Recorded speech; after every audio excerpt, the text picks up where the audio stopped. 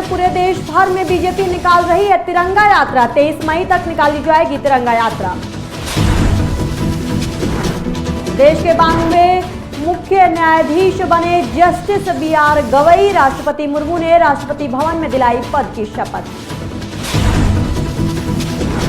Operation सिंदूर के बाद पाक ने लौटाया भारतीय BSF का जवान। परिजनों ने बताया भारत सरकार की जीत। सेमीकंडक्टर प्रोडक्शन के क्षेत्र में भारत का बड़ा कदम। नोएडा के जेवर में देश की 6वीं सेमीकंडक्टर इकाई को मंजूरी। नमस्कार, आज की खबर देख रहे हैं आप। मैं हूं आपके साथ यशस्वी पाठक। आइए दिखाते हैं आपको आज की बड़ी खबरें। जस्टिस BR गवई ने आज देश के 92वें मुख्य न्यायाधीश के रूप में शपथ ले ली है। राष्ट्रपति द्रौपदी मुर्मू ने जस्टिस गवई को मुख्य न्यायाधीश पद की शपथ दिलाई। इस दौरान राष्ट्रपति भवन में PM मोदी, उपराष्ट्रपति जगदीप धनखड़ के साथ तमाम बड़े राजनेता और पदाधिकारी मौजूद रहे। पदभार ग्रहण करने के बाद जस्टिस गवई ने सबका अभिवादन स्वीकार किया। आपको बता दें कि देश के मुख्य न्यायाधीश के रूप में जस्टिस गवई का कार्यकाल नवंबर महीने तक रहने वाला है। ऑपरेशन सिंदूर के तहत पाकिस्तान को नेस्तनाबूद करने के बाद अब देश भर में सेना के सम्मान में बीजेपी तिरंगा यात्रा निकाल रही है। अलग अलग राज्यों में तिरंगा यात्रा निकाली जा रही है, जहां प्रदेश के बड़े नेताओं ने तिरंगा यात्रा का शुभारंभ किया। लखनऊ में CM योगी आदित्यनाथ, देहरादून में उत्तराखंड के मुख्यमंत्री पुष्कर सिंह धामी, ओडिशा के भुवनेश्वर में CM मोहन चरण मांझी और ठाणे में महाराष्ट्र के डिप्टी CM एकनाथ शिंदे तिरंगा यात्रा में शामिल हुए। इस दौरान CM ने कहा कि हमारी तीनों सेनाओं के जवानों ने जिस तरह से पाकिस्तान को जवाब दिया है, पूरे विश्व ने उनके साहस का लोहा माना है। उन्होंने ये साबित कर दिया है कि अगर कोई भारत को छेड़ेगा तो हम उसे छोड़ेंगे नहीं। आपको बता दें कि 23 मई तक चलने वाली 10 दिवसीय तिरंगा यात्रा की शुरुआत मंगलवार को की गई थी। 22 अप्रैल जम्मू कश्मीर के पहलगांव में पर्यटकों के साथ जिस प्रकार की बीभत्स और बर्बर घटना को पाकिस्तान परस्त आतंकवादियों ने अंजाम दिया था, पूरा देश और पूरी दुनिया ने उसकी निंदा की थी। आतंकवाद का पोषक पाकिस्तान और उसके आका इस पूरी घटना में मौन बने रहे। स्वाभाविक रूप से भारत के आन मान शान की रक्षा करने के लिए प्रतिबद्ध हमारी सरकार ने जब ये सारे के सारे प्रमाण देने के बाद भी पाकिस्तान अपनी हरकतों से बाज नहीं आया, तो अंततः ऑपरेशन सिंदूर का एक अभियान चलाया गया और आपने देखा होगा कि पहले दिन ही 100 से अधिक आतंकियों को और उनके परिवार से जुड़े हुए उन लोगों को जो प्रत्यक्ष रूप से इस पूरे आतंकी घटनाक्रम पर आतंकवाद के विष बेल को पालने पोषने में योगदान दे रहे थे, उनको जिस तरीके से उनके बीभत्स कृत्य की सजा दी गई, ये पूरे देश ने भी और पूरी दुनिया ने देखा है और भारत की सेना के बहादुर जवानों के पराक्रम और शौर्य का लोहा भी माना है। पाकिस्तान के द्वारा की गई हिमाकत को जिस मजबूती के साथ भारत के बहादुर जवानों ने, चाहे वो वायुसेना रही हो, थल सेना रही हो या नौसेना रही हो, इन सभी जवानों ने जिस मजबूती के साथ उसका जवाब दिया, दुनिया को संदेश भी दिया कि हम छेड़ेंगे नहीं, लेकिन कोई छेड़ेगा तो फिर उसको छोड़ेंगे भी नहीं, और भारत ने वह करके दिखाया है। साथ ही हमारे देश के यशस्वी प्रधानमंत्री श्री नरेंद्र मोदी जी को भी धन्यवाद देता हूं कि जिनके मजबूत नेतृत्व में और स्पष्ट नीति के कारण ही आतंकवाद के विरुद्ध इस निर्णायक कार्रवाई को सफलतापूर्वक अंजाम दिया गया। आज इस तिरंगा शौर्य सम्मान यात्रा में आप सभी के साथ चलते हुए मैंने यह महसूस किया कि इस यात्रा में शामिल प्रत्येक व्यक्ति के भीतर एक अलग ही ऊर्जा, एक अलग ही उत्साह और एक नया उमंग दिखाई दे रहा है। आप सभी का जोश इस बात का प्रमाण है कि ऑपरेशन सिंदूर की सफलता ने प्रत्येक भारतवासी का सर्व गर्व से ऊंचा कर दिया है।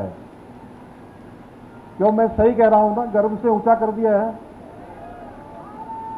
भाइयों बहनों, 22 अप्रैल को पहलगाम में हुए आतंकी हमले ने देश और दुनिया को झकझोर कर रख दिया। जिस प्रकार से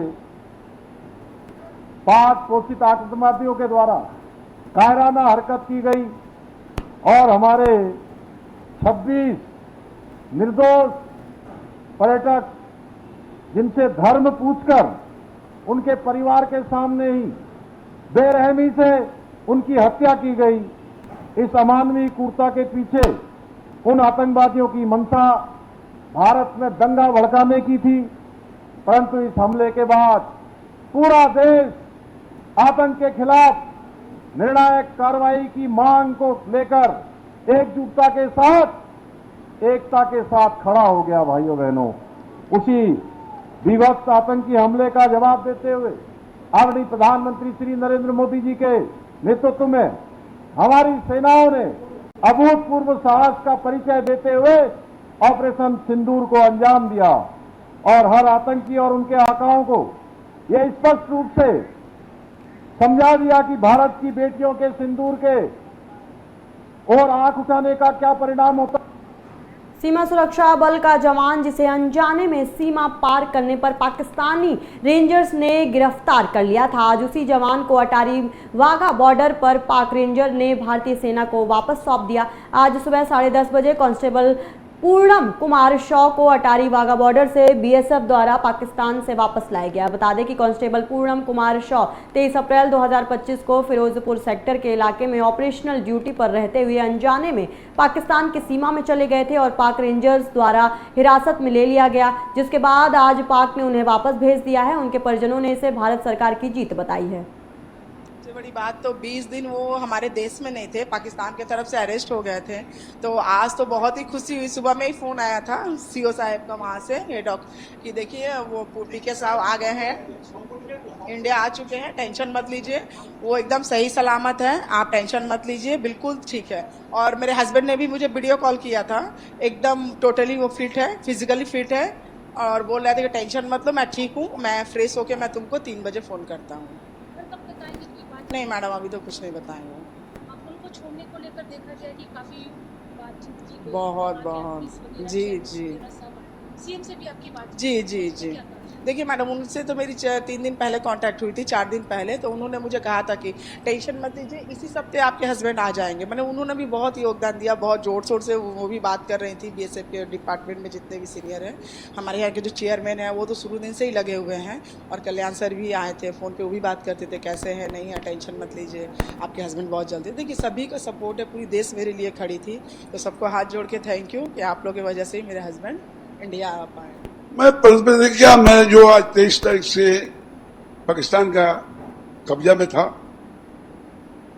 आज 23 दिन के बाद 24वां दिन जो हुआ, हमें लड़का को केंद्र सरकार, राज्य सरकार सवाई मिलकर हमें लड़का को पाकिस्तान से रिलीज कराया और रिलीज कराकर इंडिया में लाया। इन लोगों को धन्यवाद देते हैं, धन्यवाद देते हैं। और हम फिर चाहते हैं कि लड़का जब आया तो फिर अपने देश के रक्षा में फिर लग गया। बस यही मेरा काम है कि सभी को धन्यवाद देते हैं, सभी हमारे साथ मिलकर, केंद्र सरकार हो, राज्य सरकार हो, हमारे म्युनिसिपैलिटी के चेयरमैन विजय सागर मिश्रा जो हैं, वो सभी एमएलए जो थे, सुदीप हुसैन या कल्याण बनर्जी, ये सब हमारे घर में आए थे और मेरे को सांत्वना दे के गए थे कि आज नहीं तो कल लड़का आपका घर में आएगा, तो आ गया। मैं बोलूं कि वो आ गया, मैं यही खुशी हूं और यही धन्यवाद देता हूं सभी को, इनको भी धन्यवाद देता हूं और इन लोगों को और केंद्र सरकार को भी धन्यवाद देता हूं। जय हिंद, भारत माँ को करके हम अपना वक्तव्य समाप्त करें।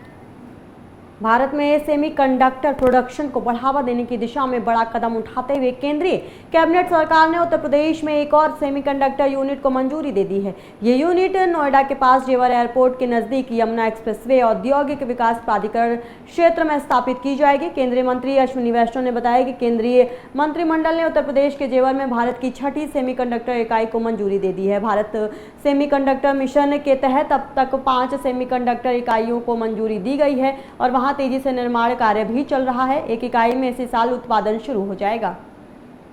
जो भारत का 6ठा सेमीकंडक्टर यूनिट बनेगा वो जेवर उत्तर प्रदेश में बन रहा है, उसको अप्रूव किया है। आप सब जानते हो कि अब तक 5 सेमीकंडक्टर के यूनिट्स इंडिया सेमीकंडक्टर मिशन के तहत अप्रूव होने के बाद में बहुत तेजी से उसमें कंस्ट्रक्शन चल रहा है उन 5 में, और एक का प्रोडक्शन इस वर्ष 2025 से स्टार्ट हो जाएगा। उसी कड़ी में एक और बहुत ही एडवांस्ड यूनिट है जो कि HCL आप जानते हैं, हिंदुस्तान कंप्यूटर्स लिमिटेड, जो बहुत लंबे टाइम से भारत की एक हार्डवेयर में बड़ी कंपनी रही है। PC, लैपटॉप, कई चीज़ें इनकी मैन्युफैक्चरर कई वर्षों तक रही और आज भी है। वो और फॉक्सकॉन जो दुनिया का सबसे बड़ा इलेक्ट्रॉनिक्स मैन्युफैक्चरर है, उन दोनों का जॉइंट वेंचर है।